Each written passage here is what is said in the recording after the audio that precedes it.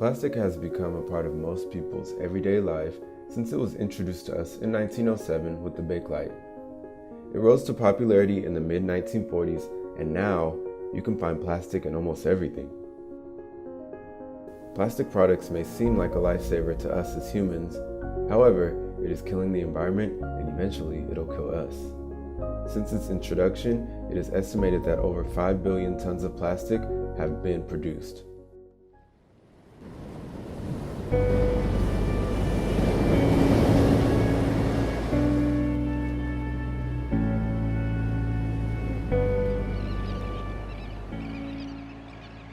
The Great Pacific Garbage Patch is only the largest example of 4 other trash gyres in our oceans.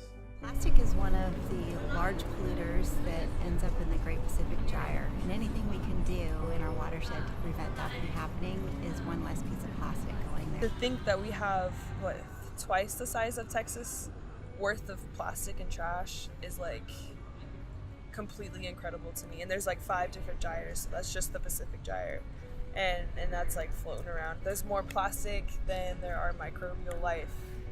And it's incredible, and plastic never breaks down. I mean, it only breaks down. It never decomposes. It's never gonna just be gone. There's no way. It just gets down to this pebble sizes. But it takes 300-400 years to get down to pebble sizes, or maybe even 1,000 to get down to pebble sizes, depending on what kind of material you have. It also leaches different chemicals when the sun hits it. Polyethylene terephthalate, and when the sun rays go through that, it just spreads out all of the chemicals inside of it. And I don't actually personally know the impact of that, but I know that fish are eating it, and they're trying to eat it. And there was a whale that recently, the humpback whale that washed up in front of Mexico's coast, was full of plastic, and it's it's both ignorant and it's the lack of awareness we have in our society and in all of the country in general, I think. In addition to plastic, oil has made its way into our oceans. Through offshore drilling, plastic pollution, natural oil seeps from the ocean floor, and the oil from transportation like cars, buses, planes. Over 1.3 million gallons of petroleum end up in our oceans every year. The current administration has many proposals to damage a lot of our public lands, including the oceans and our national monuments, and I disagree with the corporate greed. If I had a message to say, it would be allow us to have more environmental jobs. Plastic Tides is a company based out of Santa Cruz, California that is dedicated to putting a stop to plastic pollution. They combine the education of plastic pollution with paddleboard expeditions where people can help pick up plastic. They host 2 main expeditions, one in Bermuda and one in upstate New York on the Erie Canal that feature stand-up paddleboarding races and other activities to promote a cleaner ocean.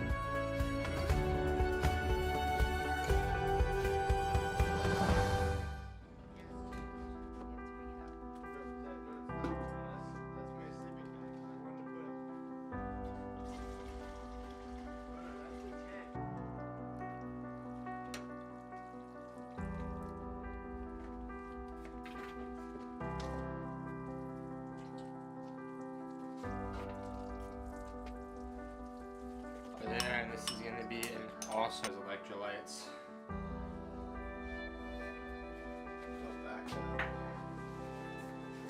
Got that. Pop the top on there. Boom. And this is a beeswax wrap. And I love putting, that's right. So, boom. This was a better wrap. I did it right that time. You see that? How perfect it is in the middle? There we go. That's the way. I haven't done this in a minute. Alright.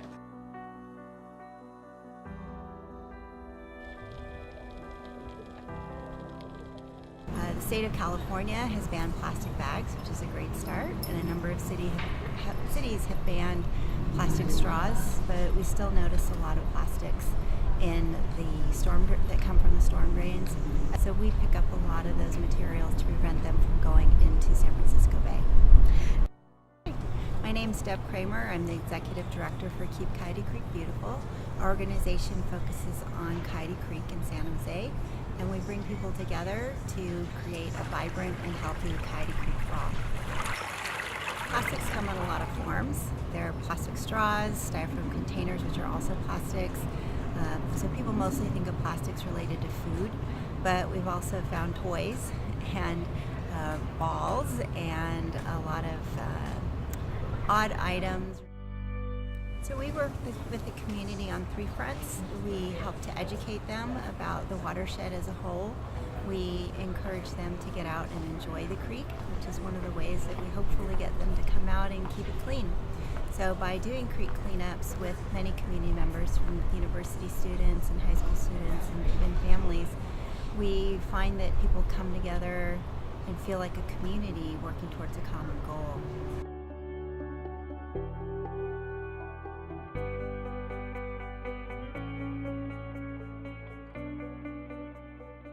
Produce at farmers markets are almost always not packaged. Therefore, you are not contributing to plastic pollution by shopping there. So everything that you're buying at the farmer's market is pretty fresh. It's grown in California. And the money you spend here it's going directly to the farmer, right? There's no middleman. Most of the farmers here are from like Watsonville, Fresno area. So you're not buying anything that's been frozen and transported, 20 states away or whatever.